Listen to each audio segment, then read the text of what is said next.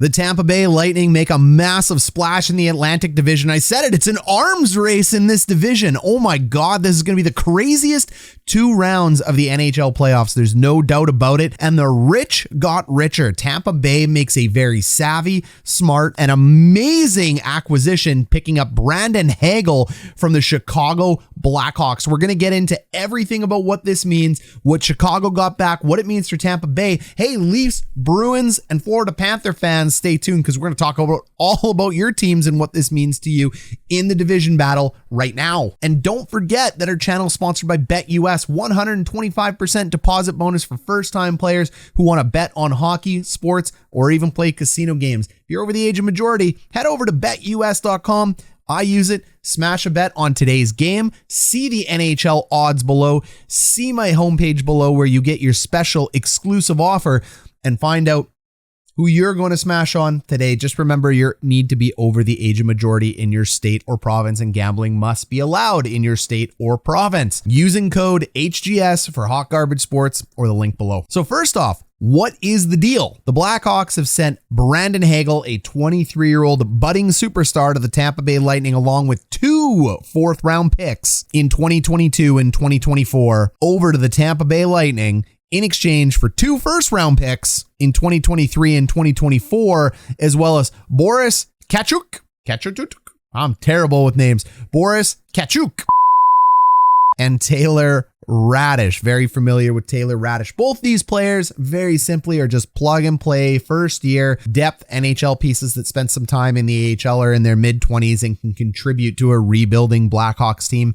Likely nothing special in those pieces, but you need NHL players coming back. So let's start on the Chicago Blackhawks side. These 2 first-round picks are likely going to be later first-round picks in 2023, 2024. But hey, lots can change in the next 2 years, especially with salary caps and things that are happening. So maybe they end up being better than a bottom 10 pick. But right now, it's pretty safe to assume that they're going to be bottom 10 picks. But anything can happen. Hey, cue the comment down below letting me know anything can happen. I had no idea. I really appreciate when people let me know, just as much as NHL players appreciate you telling them to shoot.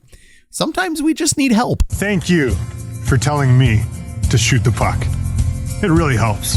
But let's go ahead and start off with the 24-year-old Canadian-born Taylor Radish. He's a right shot player. He's about 6 feet tall. He's 200 pounds. He's your prototypical Canadian hockey player that plays a two-way game. He played for the Erie Otters in the OHL. Basically, he maxed out all 5 years, which is never a great sign for a budding NHL prospect, but it does happen. Then he played 3 years over in the Syracuse system with the Syracuse Crunch, and he basically amassed anywhere from 0.3 to 0.5 points per game. He really is a middle 6 or a bottom 6 player on an NHL team, and he can get into a checking role that can score, but to me, he's your prototypical guy you're hoping that develops into a third-line scorer if you're a Chicago Blackhawks fan. That's where Taylor Radish sits. The Tampa Bay Lightning, he played 53 games. He's got 12 points.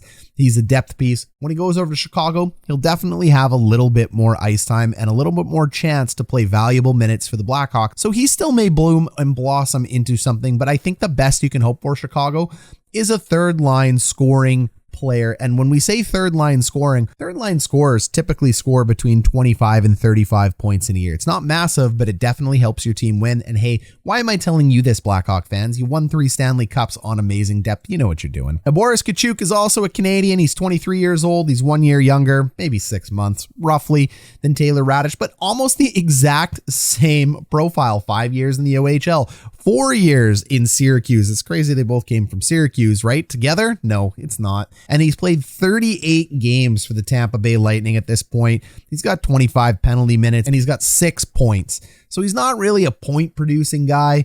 Again, this is a checker. This is a depth player. I like Radish a lot more than I like Boris. But again, both of these guys could fit in, and Chicago's scouting and drafting system is no slouch when it comes to finding players like this. So I'm sure they got added for a reason. So on to Tampa Bay, the big prize. Brandon Hagel right now, this is a way better acquisition than Ben Sherratt was for the Florida Panthers, in my opinion. This is just so smart and so savvy. He's coming close to the end of his entry-level contract within the NHL. This is technically his second year. As his first year, he only played a game. So you have 1 more year of entry-level contract with Hagel, but he's looking like he could actually be a massive steal. And Tampa Bay's got an amazing scouting system as well, too. So it's interesting seeing Chicago and Tampa Bay make a deal. 2 very, very good teams at finding talent. In 55 games, he's got 37 points, but the key is he has 21 goals. That's really interesting to note. I mean, the year before his rookie season, it was 24 points, 9 goals, nothing special. He spent 2 years in the AHL. He played in the Alberta Junior Hockey League. He played in the Western Hockey League. He's a 6th round draft pick. This is a guy that's a journeyman that wasn't supposed to be anything special, but he may be. He may have a really great story here for people to talk about, and his underlying statistics and the way he plays the game is fantastic. I really like this guy. So 21 points is just massive contributions for this player, and Tampa Bay gives up 2 first-round picks because they are banking that this player could enter into a top 6 role. Will he this year? Not with this Tampa Bay team. That's crazy. He's probably a bottom 6 role, likely a middle 6, so let's call him a third liner with Tampa Bay. Tampa Bay is just as deep.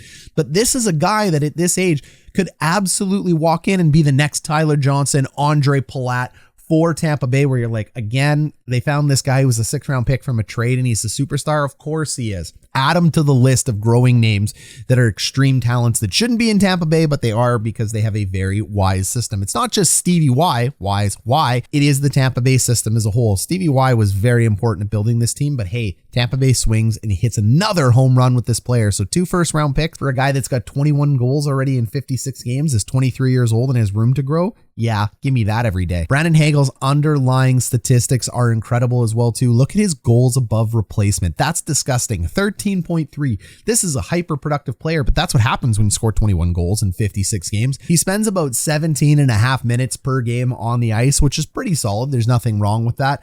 His defense, it's about even. It's negative 0.7, so it's all right, but it's about even. But again, we expect this from younger players. It takes a long time to understand how to play defense at a very high level in the NHL, and his wins above replacement is huge. It's 2.3. This is an incredibly valuable player to plug into your lineup. So if you think 2 first-round picks is excessive, when I go ahead and look at the player profile, who this player is, how he plays, what his underlying statistics are, I think this is easy. This is an easy smash. You have a 70% chance with 2 late first-round picks of hitting to a player that is going to play regular NHL minutes, and you might have just found yourself beautiful secondary, even primary goal scoring in Brandon Hagel. This guy gets it done. He just gets it done. He's an incredible asset to any team, and now he has just made Tampa Bay even deadlier.